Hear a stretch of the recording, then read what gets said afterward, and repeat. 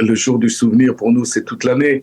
Il n'y a pas un jour où ma femme ou moi, nous ne parlons pas de notre fils disparu. Mais le Yom HaZikaron, le jour de souvenir, c'est un jour où l'on sent que le peuple d'Israël est avec nous et se recueille avec nous dans le souvenir. Je voulais évoquer à quelques heures du début du Yom HaZikaron le souvenir de votre fils Eran Zichrono Livracha qui a été assassiné dans un attentat terroriste en mars 2002 dans le Gush Katif. Cette journée pour vous, c'est une journée particulière? Oui, parce que c'est une journée où l'on sent, bon bien sûr, c'est pas, le jour du souvenir pour nous c'est toute l'année. Il n'y a pas un jour où ma femme ou moi, nous ne parlons pas de notre fils disparu. Mais le Yom HaZikaron, le jour de souvenir, c'est un jour où l'on sent que le peuple d'Israël est avec nous et se recueille avec nous dans le souvenir. Et c'est un moment de réconfort.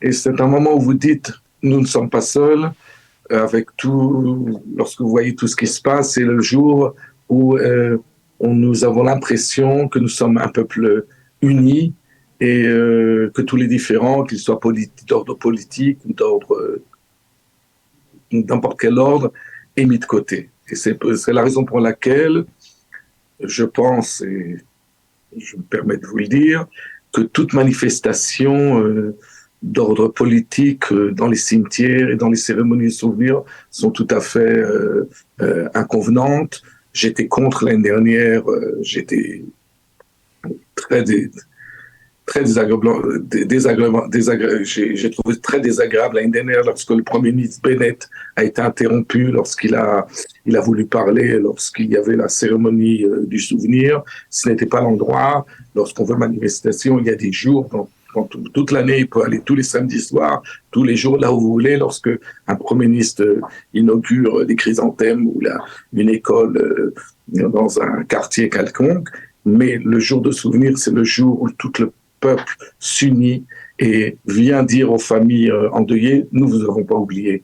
Et c'est un jour particulier, c'est un jour émouvant, c'est dur, parce que pour les familles, d'un côté, vous pensez toute la journée à l'être que vous avez disparu, mais d'un autre côté, vous sentez l'amour et le soutien de tous vos amis et de toutes vos connaissances. Et je trouve que c'est une journée je ne sais pas s'il y a un autre pays où une journée du souvenir existe.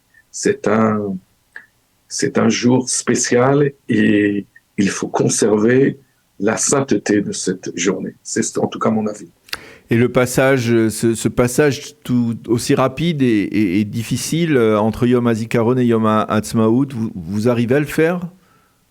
Bien sûr, le soir, après toutes les journées de souvenirs, ce n'est pas tout à fait évident, mais c'est très important. Je suis pour. C'est important, ça prouve à nos ennemis. Nous nous souvenons, nous pleurons, mais le peuple d'Israël va survivre et il va continuer à vivre dans la gaieté malgré ses malheurs. Non, je pense que c'est quelque chose d'extraordinaire et je pense que les symboles ne doivent certainement pas être profanés. C'est fait de façon progressive et je pense que c'est très beau. Au contraire, je suis pour. Alors bien sûr, pour les familles endeuillées, ça prend du temps à se remettre